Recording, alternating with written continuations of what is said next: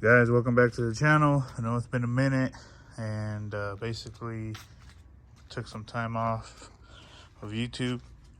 It's been probably like 9 months or so. I can't even remember. The last video we had was the SS taken apart. I'll make another video on that later on. But today we are working on this C1500 OBS. The truck's a 92. And it was dropped off for a LS swap. As an original 350 transmission in it right now. Currently it's no good, so the owner decided to go ahead and, you know what, let's just go ahead and swap it out. So we're gonna put a 5.3 with the 4060 in it. The truck, I know it says back here SS, but it's not an SS. The guy just fixing it up to look like one, just like the 454 wheels or SS wheels.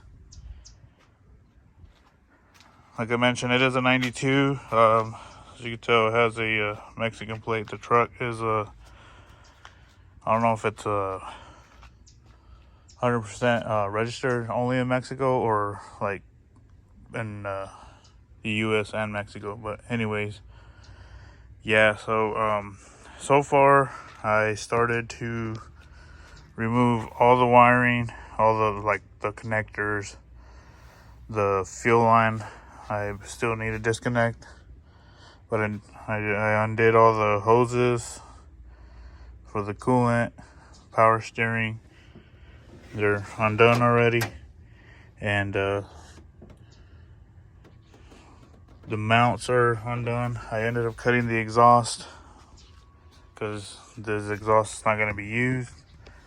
I also did undo the drive shaft, which obviously it's under the truck. The drive shaft's on the side, but I also unbolted the transmission mount and then the cross member. I'm about almost ready to pull this out. I'm not going to show all that about me pulling the engine out and all that, but I'm going to go ahead and pull it out. This harness, this is the stock harness, which is integrated from factory to the firewall down into this plug down here and goes into the firewall behind the dash. It has the computer. And then the other wire goes down through there, into that, goes into the firewall as well, into the dash. So what I'm doing today is, like I said, I'm pulling this engine out, and I'm gonna leave like the whole harness on the truck for now, because I have to go through and eliminate every single wire, plug, connector that is not going to be used anymore. But since, like I mentioned, it is integrated with the firewall harness as one piece, I have to save all the wires that are going to be needed for the 5.3 LS swap. I believe there's one wire that I need to save from the 350 harness. That's for the temp sensor, so I'll be using a 3-pin sensor. The oil pressure gauge sending unit or sensor, that pigtail is going to stay in place as well, because I'm going to use that on the 5.3 to be able to see the oil pressure. RPM signal, I'm just going to grab from the wiring that goes to the coil. And then I'm going to have to add the speed sensor to the new 4060, wire it up so the speedometer works. He is going to keep AC. Obviously, it's not here right now. I took it off. It's laying on the table over there. But he's trying to, right now, just do a full LS swap, no cam, no nothing crazy. He did have an NBS intake manifold to swap over, stuff like that. So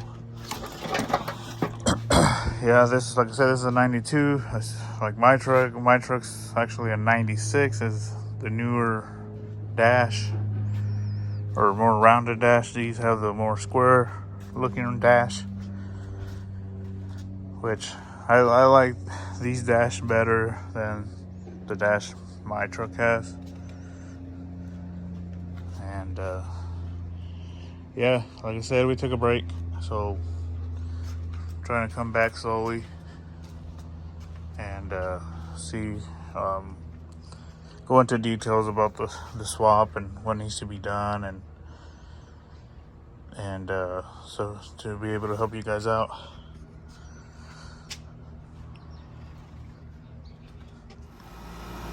Alright guys, so now we have the engine off, took the hood off, and we have the AC line sitting there, the throttle cable, the shift linkage down there for the transmission, and here is part of the harness that I still need to basically go through all these wires. And I kind of started here taking this apart, and I'm going to start labeling each wire that I am going to keep. And like for example, these grounds, I'm keeping the ground, keeping this ground, and then I believe it was this wire, if I'm not mistaken, for the temp sensor. So basically the LS harness that the guy bought has a 2-pin connector sensor, so I'm gonna use this third wire for a 3-pin and link it together so that could work. Like I said, I still need to go through all this harness, take it apart, save the wires that I'm going to integrate with the LS harness. That way the gauges work and everything. So that's the next thing I'm going to do with this harness. Then I'm going to probably wash this off. I'm not going to probably get it on video, but I did talk to the owner and ask him if he wanted me to just go ahead and like paint the engine bay black. Like you notice, it got overspray here when he painted the truck white. You see it, and personally I think it'd be better and look better to clean it up, make it look nice, and that way the engine that's going in here stand out nice and clean. The fuel lines, they're pretty shot. They are the factory ones, so one of them's laying here, and then the other one I have it propped up right there. The only reason it's up because it was laying down, and when I took it off, fuel was like continuously coming out and leaking everywhere, so I propped it up. But I think what I'm going to do is right where the filter goes, I'm going to go ahead and take that filter off. And since he's wanting to run the new body style intake manifold with the single line in, I think I'm going to put the Corvette style filter down there, make the return, the feed and return down there, and then just make one line coming up to the engine to take care of the fuel. The heater hoses, here's one of them here, and then here's the other one. So what I'm going to try to do is probably run them both to the Ellis water pump once the engine's dropped in. I am going to have to get another hose for this one, but just a long piece with a little 90-degree turn. For this one, I think what I'm going to do is I'm going to end up plugging this port right here so I could run this hose to the water pump as well. So yeah, like I said, it's just a little minor stuff here and there, getting it prep to drop the LS53 in it. We are still going to run the 350 motor mounts that are on here. Those are going to stay. And then the mounts or the brackets that he bought are the Dirty Dingo, which are the same ones that I'm using on, or that I use on my OBS.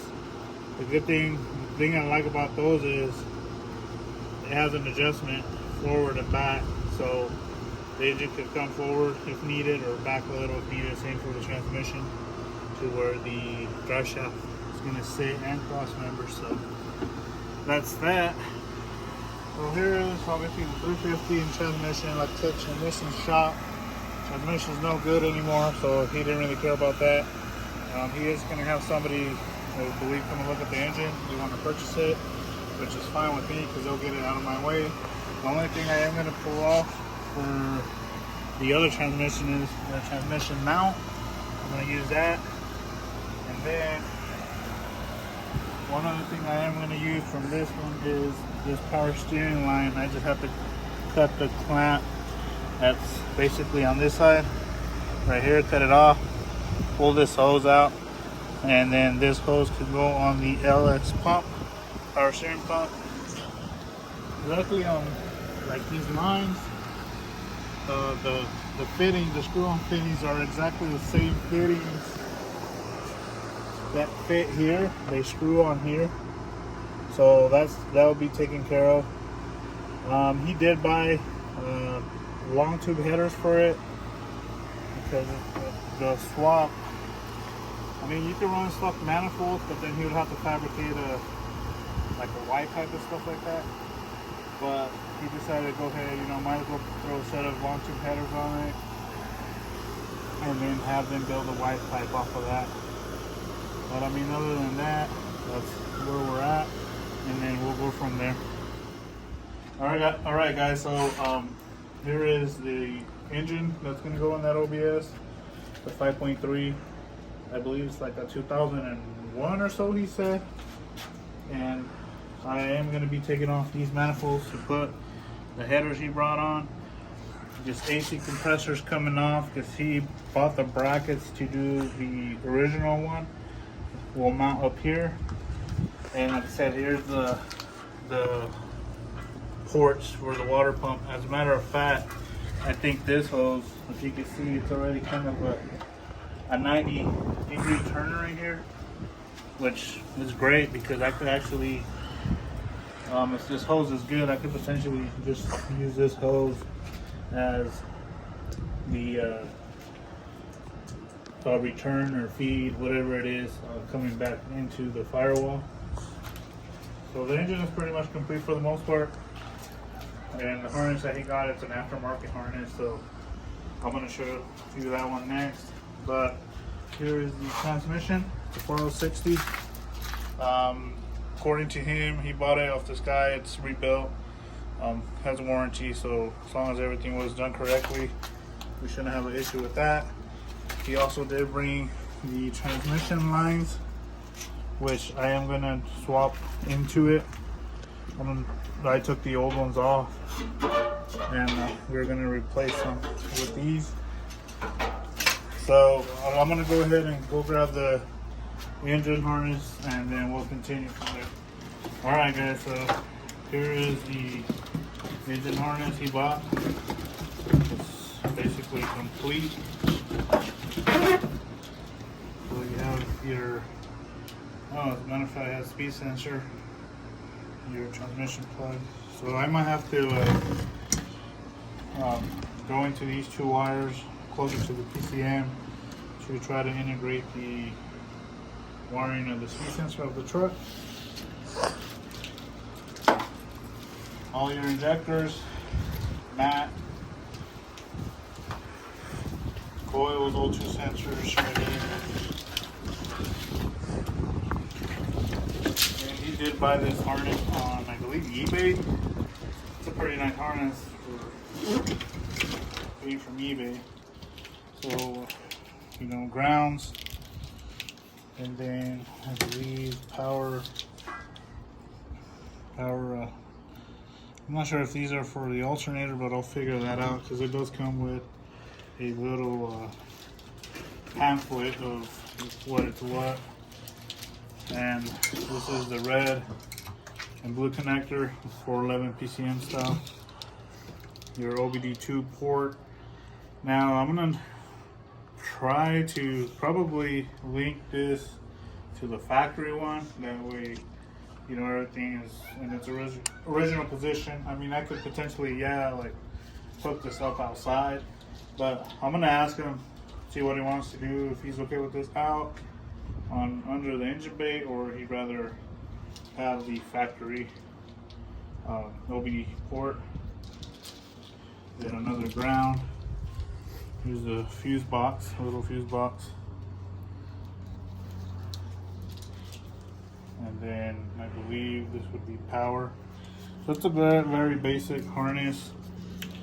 And then here you have all, basically every wire, I'm assuming, for, like, for example, fuel pump,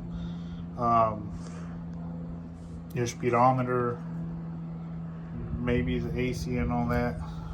On here, like I said, here it comes with this little sheet. Tells you, you know, your requirements of, you know, what needs to be done. So the PCM that he brought, he did say that the VATS, or it's been VATS delete, so that should not be an issue.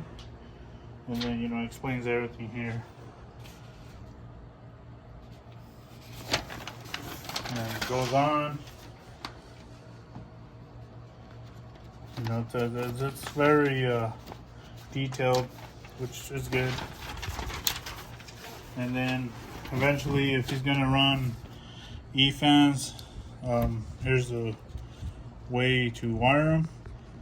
Now the thing about it is, right now I think he's just gonna run the fan shroud style, not E-fans.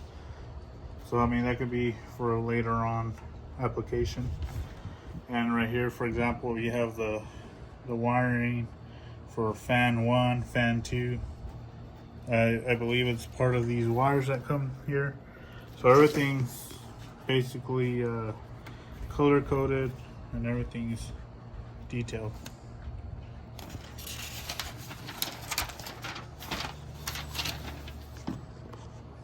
And then what is this? Cruise control. Yeah, that's cruise control. Like I said, it's pretty much very well explained on this paperwork. This came with the harness, so all I have to do too is, like I said, I'm going to grab some of the wires from here and integrate with the truck. Alright, so like I mentioned, I am going to pressure wash this, clean it up, paint it, go through the wires, and eliminate what I'm not going to need. But I don't know if I'll record all that process. It might be on another video. I just want to give you a kind of a more detailed of the swap. And yeah, it's pretty hot out right now. It's about like 113. Not the ideal time to be making a video, but we're here. And yeah, so if you guys have any questions about the swap, or any certain parts that maybe I missed, which I mean, these videos need to probably have way more detail than what I'm saying here. But if I'm missing something, let me know. Or if you have any questions that maybe I can answer, just, you know, drop a comment. And like I said, sorry we've been off for a while. Decided to take some time off of YouTube, and you know, we're going to try to come back slowly, and then, you know, continue making videos. Trying to make videos that are, you know, helpful for other people. And you know, I like to share information, you know, of certain things that are not on the internet. I mean, a lot of this LS swap stuff is on the internet already, but a lot of the stuff is not fully detailed. Like when I started my 2007 crew cab, the supercharged crew cab, you know, basically a lot of the stuff, it was me doing it by myself, learning it and going off, you know, experiencing this, you know, testing that, because you go online and Google tells you a million different things. But so I decided to just do it myself, and you know, I got it done. Fortunately, guys, the LSA supercharged Sierra, I ended up selling it. The reason behind that is I basically accomplished what I wanted to with that truck. So it got to a point where the truck probably sat more than it was being driven, and that's why I decided to, you know what, part with it, and let somebody else have fun with it, since I already did and did everything I want to do with it. Yeah, you know, I probably did not put plenty of videos of it on YouTube about it, but you know, it's no longer here, so that's not going to be on any of the videos anymore. But I can still potentially answer questions to any of the old videos, or any questions of whatever on there, of the swap that I did, the truck, the engine, you name it. So yeah, thank you guys for watching. Like and subscribe. We'll see you in the next video.